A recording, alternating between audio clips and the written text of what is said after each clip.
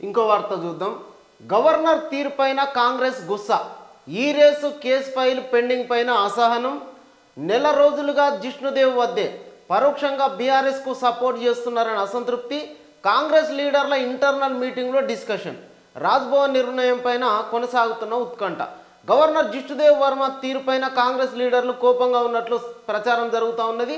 Formula ఈ race నిధుల గోల్మాల్ పైన విచారణకు గవర్నర్ అనుమతి ఇవ్వకపోవడమే అందుకు కారణమని తెలుస్తూ ఉన్నది. కేవలం ఇది బీఆర్ఎస్ పార్టీకి మేలు చేసేటందుకే గవర్నర్ ఈ ఏదైతే ప్రభుత్వము గవర్నర్ వద్దకు పంపిందో ఆ ఫైలు కేటీఆర్ను విచారించేందుకు గవర్నర్ దగ్గరికి పంపిన ఫైలు గత నెల రోజులుగా పెండింగ్లో ఉన్నది. ఈ నెల 2వ వారం లోపల కేటీఆర్ ఎప్పుడైతే ఢిల్లీకి వెళ్ళిండో అదే సందర్భం లోపల గవర్నర్ జిష్ణుదేవ్ శర్మ కూడా ఢిల్లీకి వెళ్ళడం జరిగింది.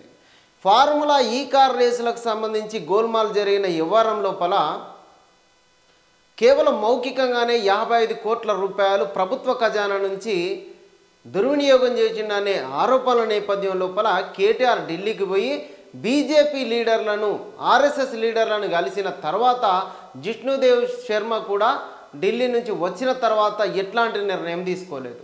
గత నెల రోజులుగా గవర్నర్ వద్దనే పెండింగ్లో ఉన్నది ఆ ఫైలు. ప్రభుత్వం తీసుకున్నటువంటి నిర్ణయాన్ని గవర్నరు ఆమోదించాల్సి ఉన్నది. గవర్నర్ ఏదైతే ప్రభుత్వము ఒక ఎమ్మెల్యేని విచారించే క్రమం లోపల గవర్నరు ఆమోదం తప్పనిసరి అయింది కాబట్టి ఆయన దగ్గరికి ఫైల్ పంపితే ఆయన ఇప్పటివరకు ఎట్లాంటి నిర్ణయం తీసుకోలేదు. దీంతో కాంగ్రెస్ పార్టీ లోపల బీఆర్ఎస్ బీజేపీ రెండు ఒక్కటే కాబట్టి కేటీఆర్ పైన చర్యలకు ఆదేశాలు ఇవ్వడం లేదు, కేటీఆర్ పైన చర్యలు తీసుకోవడానికి ఆ ఫైల్ను మూవ్ చేయడం లేదని కాంగ్రెస్ పార్టీ ఇంటర్నల్ డిస్కషన్. అదేవిధంగా కేటీఆర్ జిష్ణుదేవ్ శర్మ ఢిల్లీకి వెళ్ళిన సందర్భం లోపల కూడా డైరెక్ట్గా ఆరోపణలు కూడా చేసింది కాంగ్రెస్ పార్టీ. ఇది బీఆర్ఎస్ బీజేపీ మధ్య ఉన్నటువంటి మైత్రి, ఆ స్నేహాన్ని సూచిస్తూ ఉన్నది. లేదంటే కేటీఆర్ పైన మేము చర్యలు తీసుకుంటాము అని చెప్పి కాంగ్రెస్ పార్టీ కూడా ఆలోచన చేస్తూ ఉన్నది.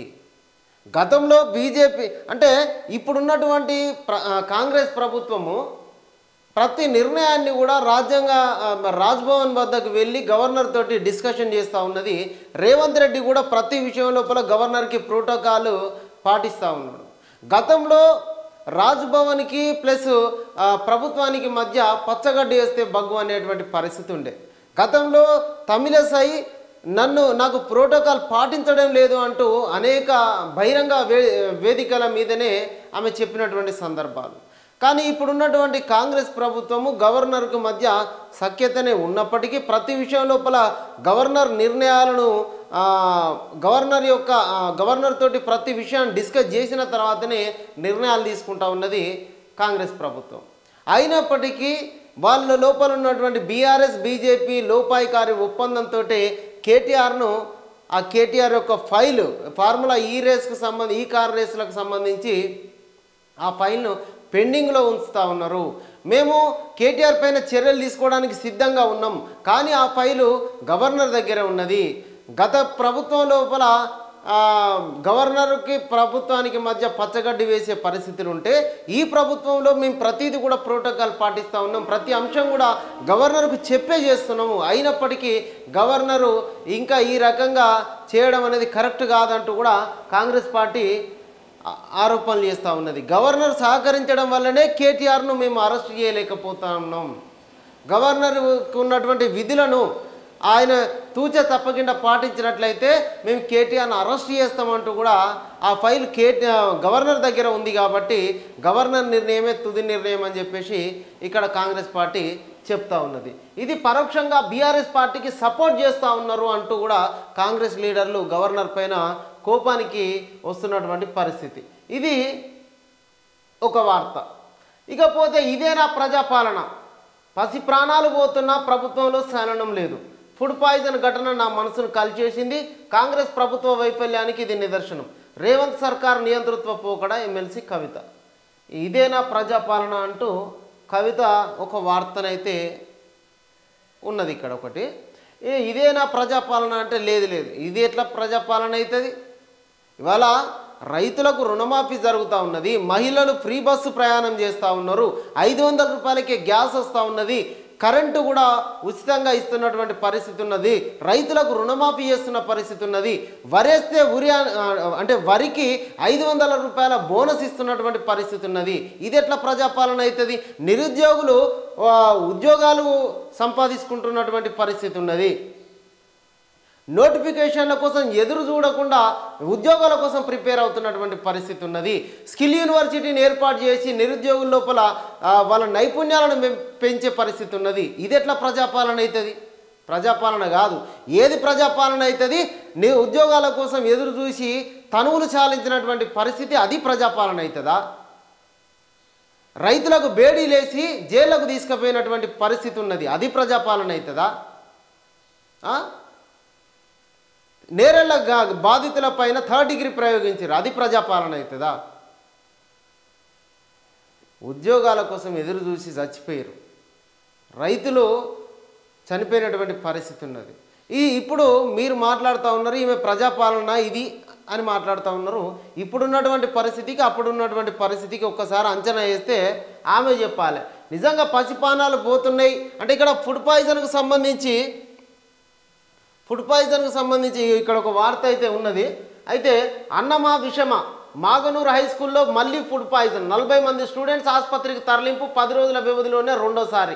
నిజంగా ఈ ఫుడ్ పాయిజన్ సంఘటనల పైన గత 10 రోజుల కిందనే ఆ డిఈఓని సస్పెండ్ చేసింది ప్రభుత్వం. వెంటనే విచారణ చేపట్టి ఆ ఆహార కమిటీలు, ఆ ఫుడ్ కమిటీలు ఎవరైతే ఉన్నారో వాటన్నిటిని ఫస్ట్ రద్దు చేసి, ఎందుకంటే ఆ ఫుడ్ సప్లై చేస్తున్నటువంటి వాళ్ళు, హాస్టల్ నిర్వహిస్తున్నటువంటి వాళ్ళంతా కూడా గత బీఆర్ఎస్ ప్రభుత్వంలో ఉన్నటువంటి కాంట్రాక్టర్లు. ఫస్ట్ వాళ్ళను రద్దు చేయాలి, ఆ కమిటీలను రద్దు చేసి కొత్త కమిటీలు వేయాలి. కావాలని ఇక్కడ విద్యార్థుల ప్రాణాలను బలిగొంటా ఉన్నారు. ప్రభుత్వానికి చెడ్డ పేరు తీసుకురావాలని అప్పుడున్నటువంటి వ్యక్తులే ఇంకా వాటిని కంటిన్యూ చేస్తూ ఉన్నారు. అన్నంలో పురుగులు వచ్చినా అదే నిర్వహణ చేస్తూ ఉన్నారు.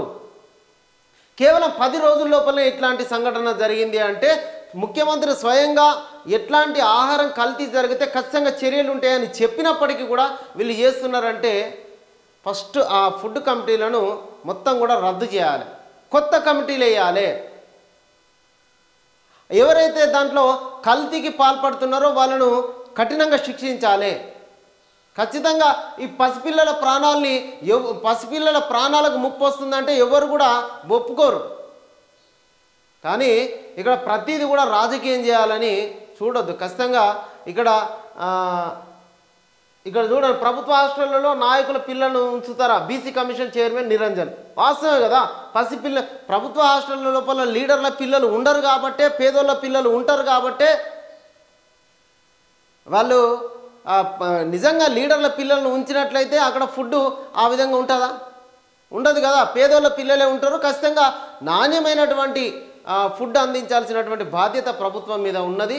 ఖచ్చితంగా దీంట్లో అవకతవకలు జరిగినా, కల్తీ జరిగినా శిక్షించేటువంటి అధికారం ప్రభుత్వానికి ఉన్నది. కాబట్టి ఫస్ట్ ఆహార కమిటీలను రద్దు చేయాలి. విద్యా కమిటీలు ఏదైతే ఆ స్కూల్కు సంబంధించి ఉంటాయో వాటన్నిటిని కూడా మళ్ళీ కొత్త కమిటీలను వేయాల్సినటువంటి అవసరం ఉన్నది. శైలజ అంత్యక్రియలు పూర్తి, 2 ఎకరాల భూమి, ఇందిరమ్మ ఇండ్లు, ఒకరికి ఉద్యోగం ఇస్తామని ఎమ్మెల్సీ హామీ, తక్షణ సాయంగా 1,20,000 ఇవ్వడం జరిగింది. శైలజకు గ్యాస్ట్రో ఇంటెస్టినల్ ఇన్ఫెక్షన్, అదనపు కలెక్టర్ టీం నివేదిక. ఇది ఇక ఆసుపత్రిలో చికిత్స పొందుతున్నటువంటి విద్యార్థులు. ఇది అన్నమా విషమా? ఆ ఫుడ్ పాయిజన్ గత 10 రోజుల లోపలనే మళ్ళా ఫుడ్ పాయిజన్ అయిపోయింది.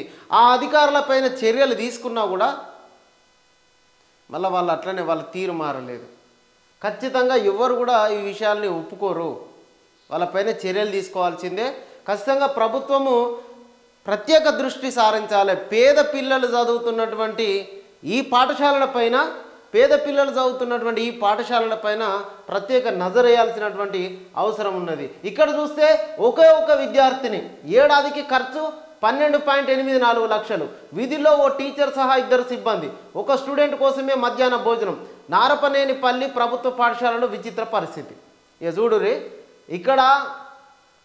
ఇక్కడేమో ఫుడ్ పాయిజన్ అయ్యి చనిపోయారు. ఇక్కడేమో ఒకే ఒక పాప కోసం, ఒకే ఒక విద్యార్థి కోసం, 4వ తరగతి చదువుతున్నటువంటి విద్యార్థి కోసం ప్రభుత్వము దాదాపుగా 13 లక్షల రూపాయలు ఖర్చు పెడతా ఉన్నది. మనం చదువుకున్నాం, ఎక్కడనో చైనా లోపల ఒక్క విద్యార్థి కోసం ట్రైన్ నడిచినటువంటి వార్తను మనం చూసినాం. కానీ ఇక్కడ ఖమ్మం జిల్లా లోపల ఒకే ఒక విద్యార్థి కోసము ప్రభుత్వం అక్షరాల 13 లక్షల రూపాయలు ఖర్చు పెడతా ఉన్నది. ఆ టీచర్కి 12 లక్షల రూపాయలు అయితే మిగతా మెయింటెనెన్స్ ఖర్చుల కోసము మిగతా అమౌంట్ ఖర్చు చేస్తూ ఉన్నది. నిజంగా అంటే ఇక్కడ ఒక్క విద్యార్థి కోసం ప్రభుత్వం ఇంత ఖర్చు చేస్తూ ఉన్నది. దీనిపైన భిన్న వాదనలు ఉండొచ్చు. నిజంగానే అంత ఖర్చు అవసరమా అని చెప్పేసి అక్కడ చుట్టుపక్కల ఉన్నటువంటి ఆ ప్రాంత పిల్లలు, ఆ తండాకు సంబంధించినటువంటి ఆ నారపనేని పల్లె ఆ ప్రభుత్వ పాఠశాలకు సంబంధించినటువంటి పిల్లలు, ఆ గ్రామం పిల్లలు పక్కన ఉన్నటువంటి ప్రైవేట్ స్కూళ్ళకు వెళ్తున్నటువంటి పరిస్థితి ఉన్నది. నిజంగానే ఇక్కడ బీసీ కమిషన్ చైర్మన్ చెప్తా ఉన్నాడు, ఈ పరిస్థితికి పాలకులే కారణం అని చెప్పేసి. ప్రభుత్వ విద్య బలోపేతం అయితే ప్రైవేటు విద్యా వ్యవస్థను కొంత తగ్గించవచ్చు, అరికట్టచ్చు. ఫీజులతోటి తల్లిదండ్రులు వాళ్ళ జీవితాన్ని పణంగా పెడుతున్నటువంటి పరిస్థితి. ఇక్కడ ప్రభుత్వం 13 లక్షల రూపాయలు ఒక్క విద్యార్థి కోసం ఖర్చు పెడతా ఉన్నది. అక్కడ ఉన్నటువంటి గ్రామంలో అవేర్నెస్ కల్పించి ఆ గ్రామంలో పిల్లల్ని ఆ ప్రభుత్వ పాఠశాలలకు వచ్చే విధంగా ప్రభుత్వము కొంత అవేర్నెస్ కల్పించాల్సినటువంటి పరిస్థితి ఉన్నది. ఇక కొత్త ఎయిర్పోర్టులకు పర్మిషన్ ఇవ్వండి, మామునూరు విమానాశ్రయ పనులకు అనుమతి ఇవ్వండి, పాల్వంచ, అంతర్గాం, ఆదిలాబాద్ ఎయిర్పోర్టులను మంజూరు చేయండి. కులగణన 3వ ఉద్యమం కాంగ్రెస్ ఆధ్వర్యంలో సామాజిక న్యాయంలో భాగంగా రిజర్వేషన్లు, బ్యాంకుల జాతీయకరణ మొదటిది, ఓటు హక్కు మండలి కమిషన్ నివేదిక రెండవది, తెలంగాణలో సమగ్ర సర్వే 92% పూర్తి, సంవిధాన్ రక్షక అభియాన్ సదస్సులో సీఎం రేవంత్ రెడ్డి.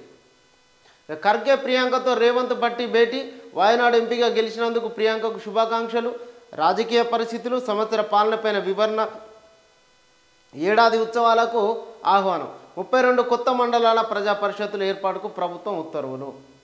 ఇది మొత్తంగా నిన్న జరిగినటువంటి సంవిధాన్ రక్షక అభియాన్ సదస్సు లోపల మాట్లాడుతూ రేవంత్ రెడ్డి మాట్లాడుతూ కులగణన అనేది ఒక 3వ ఉద్యమం, ఏదైతే కాంగ్రెస్ పార్టీ ఆధ్వర్యం లోపలనే రిజర్వేషన్లు, బ్యాంకుల జాతీయకరణ అనేది మొదలైంది. ఆ తర్వాత ఓటు హక్కును ఇచ్చినటువంటి నివేదిక, అదేవిధంగా మండలి కమిషన్ని తీసుకొచ్చింది కూడా కాంగ్రెస్ ప్రభుత్వమే. ఇప్పుడు మరొక ఉద్యమం కులగణన అనేది, ఏదైతే కులగణన ద్వారా బలహీన వర్గాలకు దక్కాల్సినటువంటి రిజర్వేషన్లు దక్కుతాయి. ఖచ్చితంగా ఇది ఒక ఉద్యమము. ఈ ఉద్యమం అనేది తెలంగాణ నుంచే మొదలవుతా ఉన్నది. ఇప్పటికే తెలంగాణ లోపల 92% కులగణన అనేది పూర్తయింది. రాహుల్ గాంధీ ఆలోచనల మేరకే కులగణన అనేది ప్రారంభించడం, ఇది దేశవ్యాప్తంగా జరగాల్సినటువంటి ఉద్యమం. ఈ ఉద్యమాన్ని తెలంగాణ నుంచే స్టార్ట్ చేసినాం. తద్వారా ప్రతి వ్యక్తికి దక్కాల్సినటువంటి ఫలాలు దక్కుతాయని చెప్పి నిన్న రేవంత్ రెడ్డి మాట్లాడడం జరిగింది. తెలంగాణ లోపల అదేవిధంగా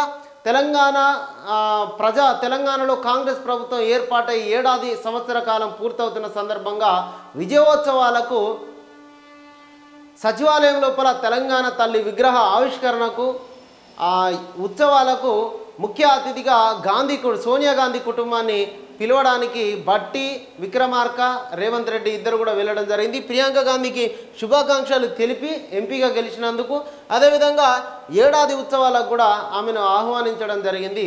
ఇది నిన్న ఉన్నటువంటి వార్త మొత్తంగా. అదేవిధంగా కేంద్ర పౌర విమానయాన శాఖ మంత్రి రామ్మోహన్ నాయుడుకి రేవంత్ రెడ్డి వినతి పత్రం ఇవ్వడం జరిగింది. ప్రపంచంలోనే అత్యంత ఎత్తైన మహాత్మా గాంధీ విగ్రహం ఏర్పాటు చేయాలని, బాపుఘాట్ అభివృద్ధికి 222 ఎకరాల రక్షణ శాఖ భూమిని బదిలీ చేయండి, కేంద్ర రక్షణ శాఖ మంత్రి రాజ్నాథ్ సింగ్కు రేవంత్ రెడ్డి ఒక రిక్వెస్ట్ కూడా ఇచ్చినట్టుగా తెలుస్తూ ఉన్నది. ఇక ఉగ్రవాద సంస్థలకు ధీటుగా బదిలిస్తాం,